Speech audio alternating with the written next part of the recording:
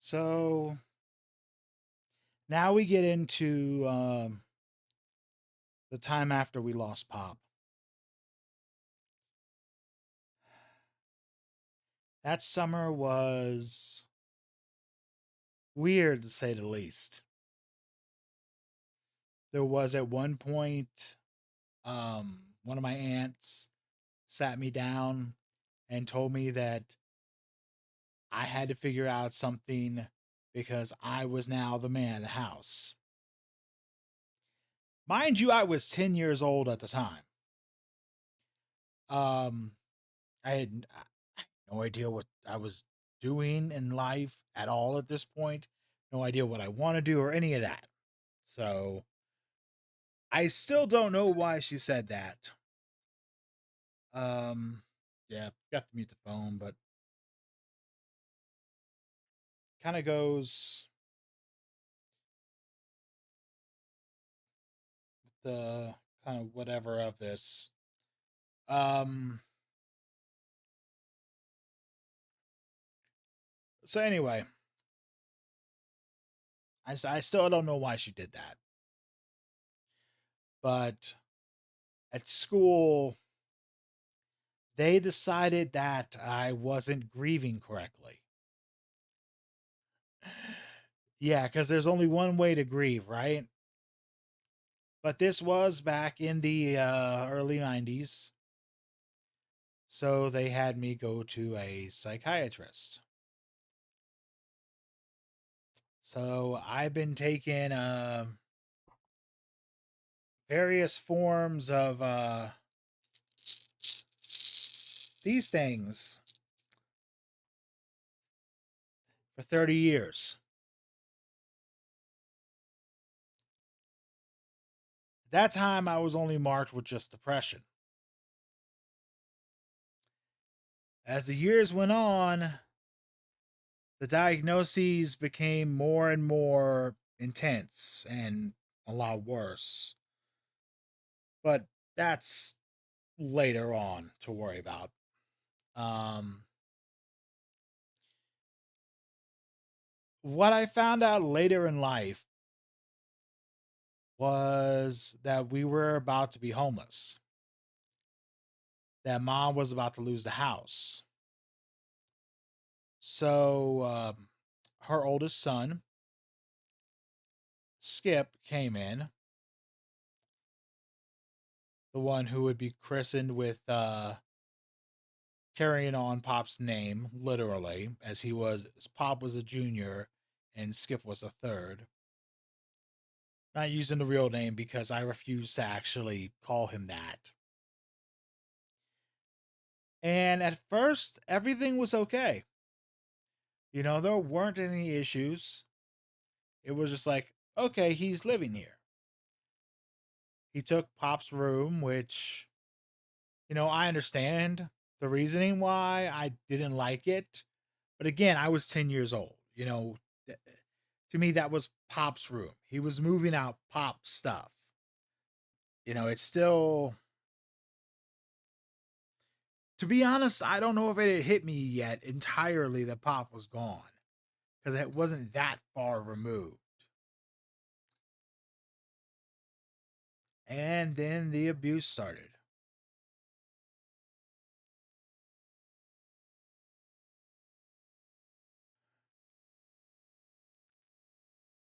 It's what the rest of the family would just refer to as just playing. That's how it was back then. Everything was just playing. I would get body slammed quite often, especially onto my bed, which we had to replace the bed frame twice because he broke it while body slamming me onto it. And still continue to do it.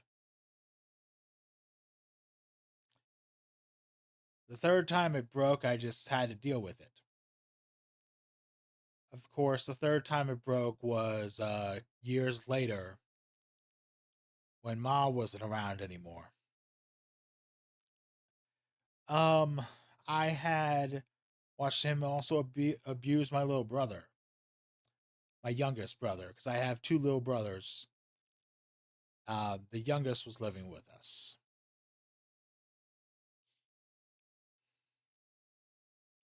The middle brother was living with the psychotic cunt known as my mother, who was at recently passed herself, but she's still. There's were so many words that I could use to describe her with very good reason. And I don't think there's many people who would actually disagree with me that knew her.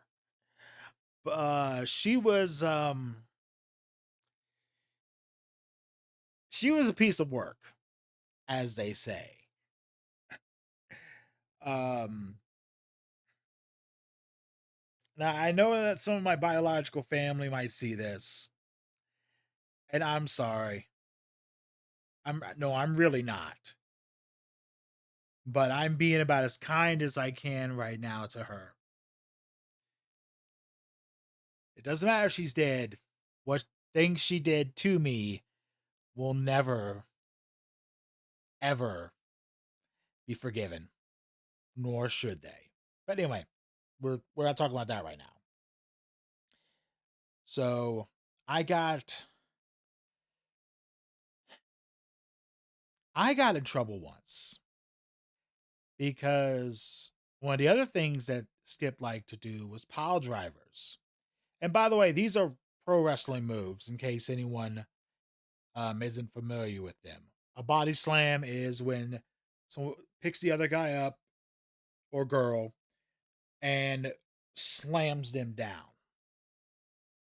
Pile driver is when you put their head between your legs, you pick them up, and then fall to the ground with them. Well, I probably got at least one or two concussions to be dead honest with you from those pile drivers. Um,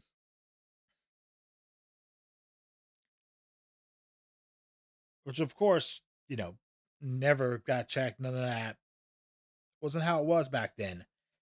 Uh, but one time I refused to let him do it. I was tired of it. I started to fight back, which he hated and started taking more abuse out on my youngest brother because of it. But I dropped to my knees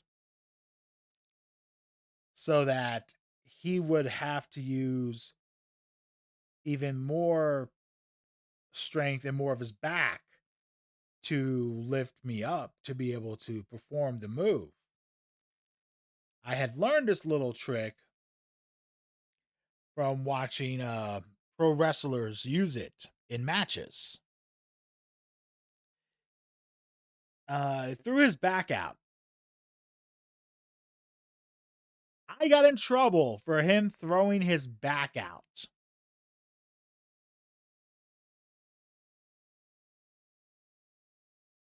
That's, yeah,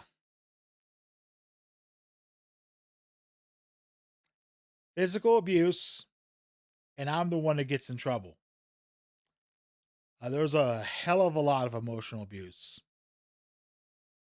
I was constantly made fun of for the way I looked, for my weight, because I've always been a bigger guy. Um, I was constantly told I would never amount to shit. Exact words. Uh, Never amount to a hill of shit. Never. There was basically a lot of things basically telling me I was worthless, and it took a very long time for that to for me to stop believing that. And even now, I still struggle with that. I listened to that for what, 4 to 5 years of hearing that every day, damn near. hearing so many negative things. Yeah, there's a reason my self confidence was completely in the toilet. There's a reason that I was single until I was 26, which part of that was my fault because I made a mistake and didn't realize until later somebody was trying to ask me out. But that's something else entirely. Um, but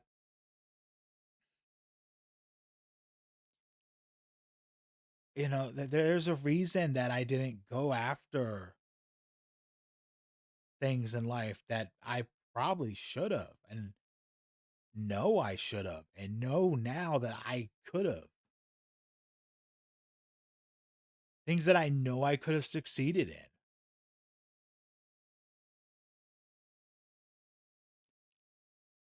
But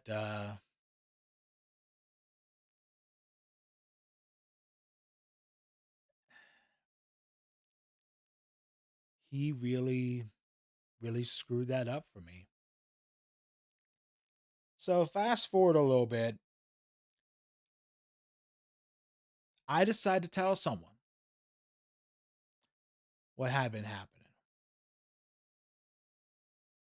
They call CPS. CPS comes to school. I'm in middle school at this point.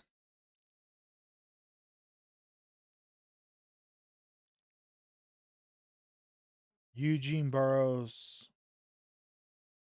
I, th- I think Eugene Burroughs was the middle school and Henry Ferguson was the elementary school, or the other way around. But anyway, they're like right next to each other, or at least they were. I don't know now. It's been many many years since I've been back to Akakik. Uh, so they talked to me. They apparently also went over to the elementary school and talked to Dougie, my youngest brother, which he tells me afterwards. And he actually asks me, did he say what he was supposed to? To which I'm thinking, like, what you were supposed to? Like, dude, I had no idea they were coming, for one. For two, I really didn't even know what was going on. You know, I was clueless. There were definitely gaps to my my street smarts, as it were, at that point in life.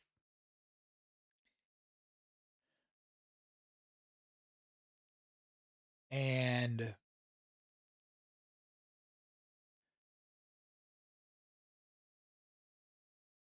he had Ma lie to CPS about what was happening. He had the old lady across the street, lie to CPS about what was happening.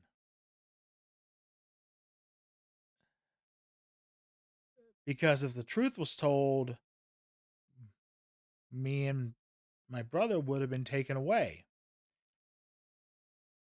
would have been taken into foster care. Which, of course, we were told we'd be taken down to Boys Village, which was uh, juvie, and locked up with a bunch of different people and all that. We were told this afterwards,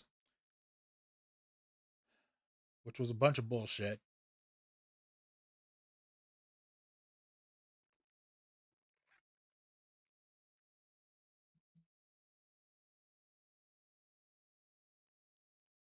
Orange cream water.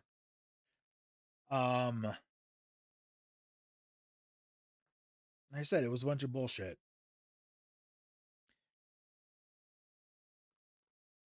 And eventually,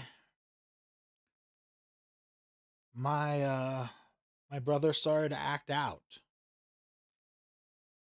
He started to act out and started to go along and start acting more like Skip.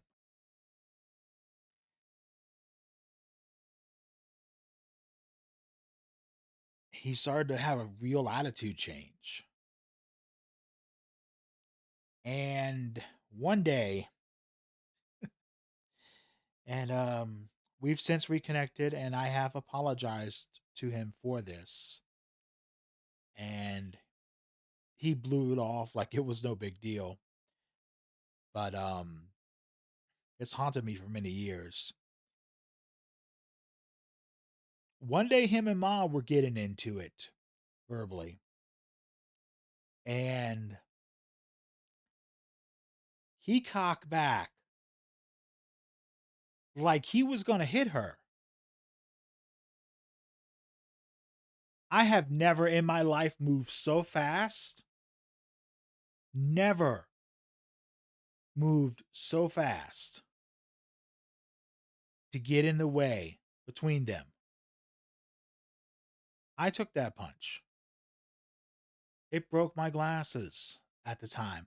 I went about a year without having a pair of glasses after that. Um, and I chased him out into the yard and I beat the holy hell out of him. I beat the holy hell out of him for that.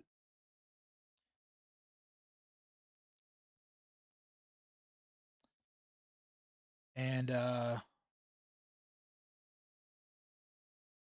that got him sent to live with my mother, which turned out to be one of the worst things that could ever happen because of what happened later. But what happened next,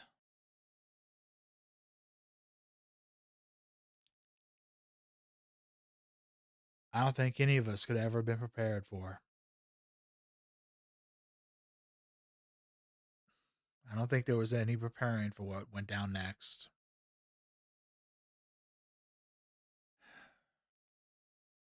It changed all of our lives forever, that's for damn sure.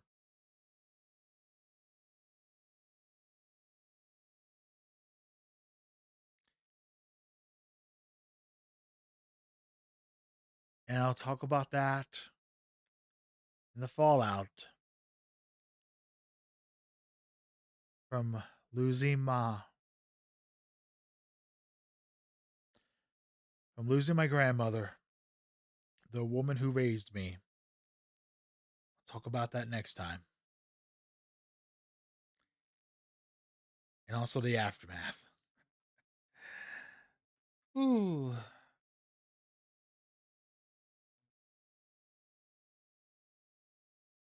And then we'll finally get into something positive after that's done. But yeah, you gotta have the backstory. So until next time.